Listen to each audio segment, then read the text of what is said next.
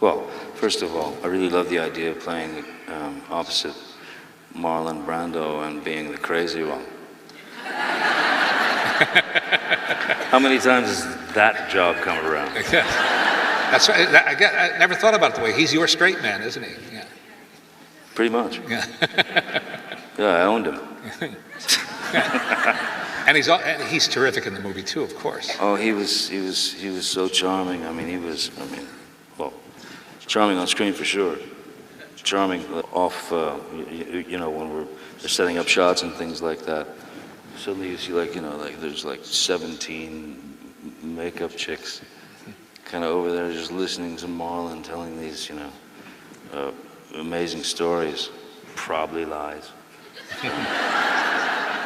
No, he was a fascinating individual. I learned a lot. That movie was key for me. They asked me who should play the doctor, and they had other actors in mind, and I don't know why. I just said Marlon Brando, and they laughed, and I didn't. Well, then you gave us a gift. I just thought, they kept saying, no, he'll never, no, he'll never, no, he won't, he does not, he doesn't care. And I was in New York at the time, and I come back to my hotel, and the messages, and you're reading the thing, and you see this thing that says, Marlon Brando called at 9:37, here's his number, and you're like, none of this shit's happening. I'm 9 months into a deep coma, and this is some weird shit that you really would like to happen, but it's not gonna. So I called him, and he was great. He was the absolute opposite of everything that they told me he was going to be, which is some testy guy who wants to know that he's in control and all that stuff. And that's not at all what the man was.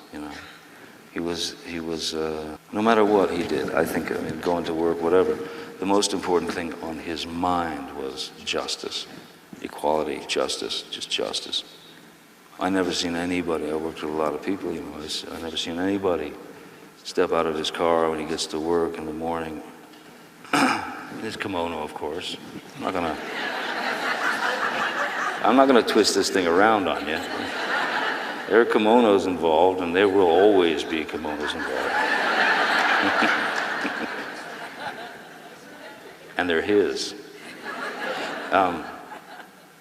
He sort of, waltzed out of his, chariot with his kimono on. He would walk to 75 crew members and say hi and tell them jokes and kick them in the nuts and pull their hair and play jokes on them and stuff.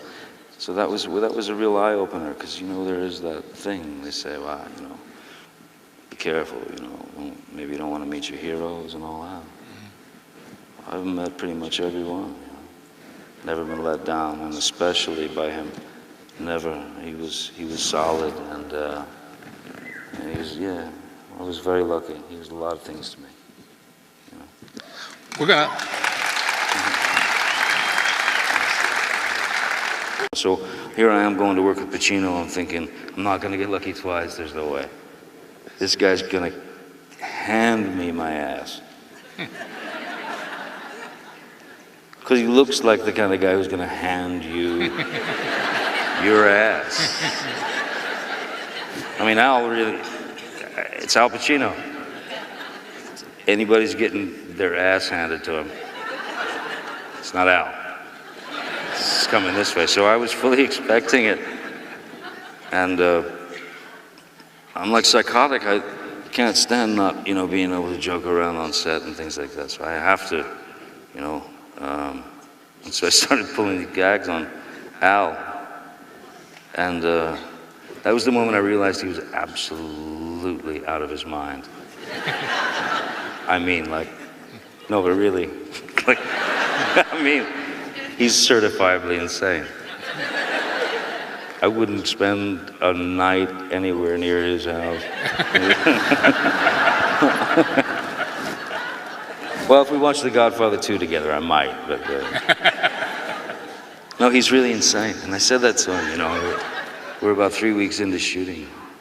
And I said, it was like, you know, we're on the docks in Brooklyn or something. He's sitting there, you know, kind of just, you know, he's kind of staring out. I'm standing there, smoking a cigarette. And finally, I just couldn't take it anymore. I said, hey, you know, hey, here's the funny thing, Al. The one thing that I never, ever expected or imagined was that you're actually, I mean, you're actually certifiably insane.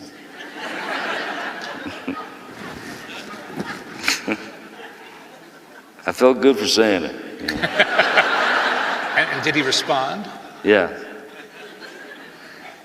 He gave probably one of the most perfect comedic, you know, sort of bumps that I've ever seen. Oh yeah. Oh yeah, oh yeah. You didn't know that? I said, no, I didn't actually. I didn't really know that. You know, he said, oh yeah, oh yeah, oh yeah. And then he just sat there again, like the most beautiful fucking execution of timing. He just went, hey, you know something? You're pretty fucking strange yourself, you know.